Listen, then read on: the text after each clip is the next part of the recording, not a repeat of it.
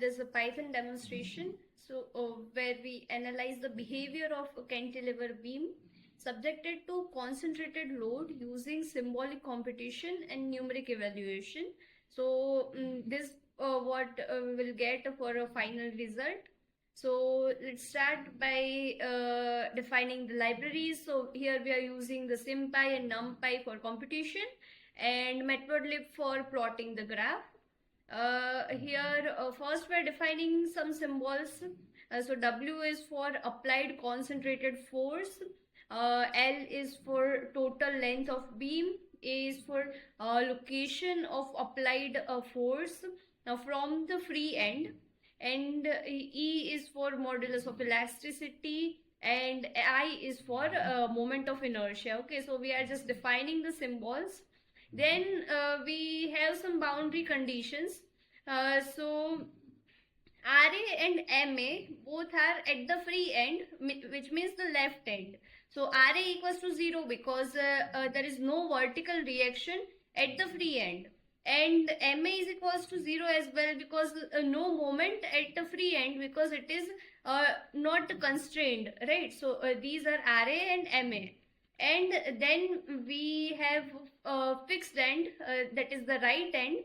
So in right end we have RB and MB. So RB equals to W. The entire force is supported at the fixed end. That's why RB equals to W. And MB equals to minus W into L minus A, because the moment at the fixed end is equal to the force multiplied by the distance from applied force to the fixed end. That is why we are keeping the RB and MB like this at the right end. Okay. And now there is a beam rotation, which is slope. For that we are defining this theta A and theta B. So slope at the free end, theta A. This is the equation that we are assuming, and for theta B we are defining 0, no slope at the fixed end.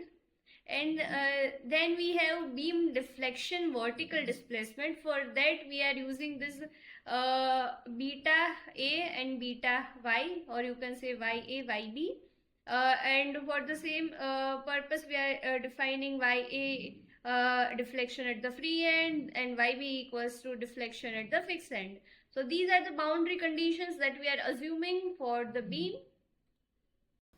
Now maximum values in cantilever beam when A equals to 0. So when the force W is applied at the very free end of the cantilever beam, we get the maximum bending moment, slope and the deflection. The first is maximum bending moment, which is max M, which will occur at minus WL, meaning a longer beam or a higher force increases the bending stress. Okay. And then we have maximum slope at the free end, which is theta, and this is the equation for it, showing that the flexibility increases with the beam length and decreases with the stiffness. Okay. And then we have maximum deflection at the free end, which is Y, and this is the equation for that, meaning the deflection grows rapidly with the length but reduces with the higher stiffness. So these maximum values will demonstrate why longer beams bend more and why stiffer material or larger cross section help control beam deflection. So here we are just printing all the symbolic boundary conditions that we created. So RA equals to this and MA equals to 0, and all the conditions are printed here for reference, as well as we are printing the maximum values that. So here is the numerical example. Let me go through it. So first is load W, which is 1000 Newton. This represents that a force of 1000 Newton is applied at the free end. It could be weight of an object such as 100 kg under gravity, which equals to 100 into 9.81, which is something around 1000 Newton. Then we have beam length, which is a 2 meter, a moderate beam length often used in practical designs such as small cantilever structures or mechanical components. So longer beams tend to bend more, so we keep it reasonable for this analysis purposes. And then there is Young's module E equals to 2 into 10 raised to 11 pascals, which is around 200 GPa. So this represents steel, a strong and stiff material commonly used in structure and mechanical applications. So higher E means less deflection. So materials like aluminum with lower E would bend more. Okay. And then we have moment of inertia, which is I, 10 raised to minus 6, m raised to 4. So the geometrical stiffness of a beam's cross section. A larger I means a thicker or stronger beam, reducing the bending. This value corresponds to a thin rectangular or circular section, typically in engineering designs. So let's try out. So now we are computing the numerical values.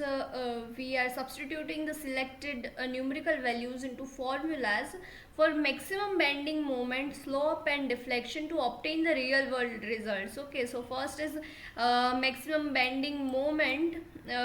This represents that W equals to 1000, L equals to 2, and in the formula M equals to minus WL, and the result will give the maximum moment at the fixed end and showing beams bending resistance. Then we have maximum slope at the free end.